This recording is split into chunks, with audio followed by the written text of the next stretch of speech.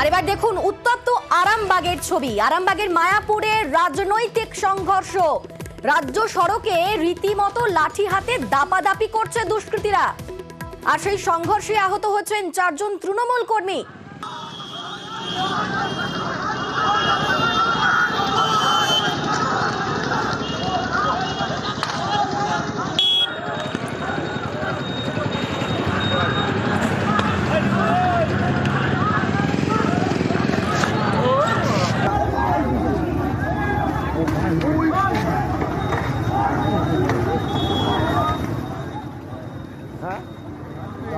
রাজ্য সড়কে লাঠি হাতে দাপাদাপি করছে দুষ্কৃতীদের, যে ছবি আপনারা দেখতে পাচ্ছেন এই মুহূর্তে নিউজ 18 বাংলায়।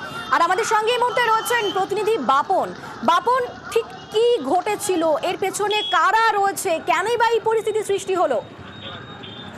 দেখো, অভিযোগ শাসক এবং বিরোধী উভয় পক্ষের বিরুদ্ধে অভিযোগ তুলেছেন, কিন্তু মূলত যেটা দ্বন্দ্ব, যে এলাকা দখল কার দখলে থাকবে তা নিয়ে কিন্তু উত্তেজনা শুরু হয়। শুক্রবার রাতে এই উত্তেজনা সূত্রপাত। সেই সময় হঠাৎ করেই যেটা অভিযোগ ওঠে যে একদল দুষ্কৃতী হঠাৎ করে লাঠি হাতে তারা চড়াও হয় অন্য একদল দুষ্কৃতীদের ওপরে। সেই ঘটনায় কিন্তু একেবারে লাঠি নিয়ে এলাকায় রীতিমতো দাপাদাপি রাজ্য সরকারের ওপরে, এমনকি লাঠি পেটা করা হয় বেশ কয়েকজনকে। এই ঘটনায় কিন্তু প্রায় 4 জন তৃণমূল কর্মী তারা কিন্তু আহত হয়েছে, তাদেরকে আরামবাগ মেডিকেল কলেজে ভর্তি করা হয়েছে। ওই আক্রান্ত তৃণমূল কর্মী, তাদের যেটা অভিযোগ যে তারা কিন্তু শুক্রবার রাতে ওই মায়াপুর বাস স্ট্যান্ড এলাকায় তারা দাঁড়িয়েছিল, কিন্তু হঠাৎ করেই একদল দুষ্কৃতী তারা কিন্তু তাদের উপর হামলা চালায়। যেটা অভিযোগ করা হচ্ছে যে বিজেপির মদতেই কিন্তু এই যারা দুষ্কৃতী তারা হামলা চালিয়েছে, কিন্তু পাল্টা কিন্তু বিজেপির পক্ষ থেকে যেটা অভিযোগ করা হয়েছে যে এই ঘটনায় বিজেপির কোনো রকম যোগ নেই, তৃণমূলের গোষ্ঠীদ্বন্দ্বের ফলে কিন্তু এই ঘটনা। কিন্তু এই যে আরামবাগের মায়াপুর এই এলাকাতে কিন্তু বারবারই কিন্তু এরকম উত্তেজনার ঘটনা কিন্তু উঠে এসেছে এর আগেও। এমন এই ঘটনায় কিন্তু এলাকায় একটা আতঙ্ক ছড়িয়ে পড়েছে।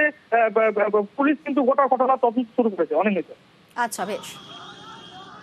তৃণমূল কংগ্রেস দলটা জন্মলগ্ন থেকে গোষ্ঠীদ্বন্দ্ব, আজকে যাবার দশায়, তো সেখানেও গোষ্ঠীদ্বন্দ্বই থাকবে, এটাই তো স্বাভাবিক। এদের মাল ভাগ বাটারার ভাগাভাগির সমস্যা। 1 বছরে 3 বার করে ব্লক প্রেসিডেন্ট চেঞ্জ হচ্ছে, আজে কালো পরশুয়ে। দল না সার্কাস না নাট্য কোম্পানি এটা?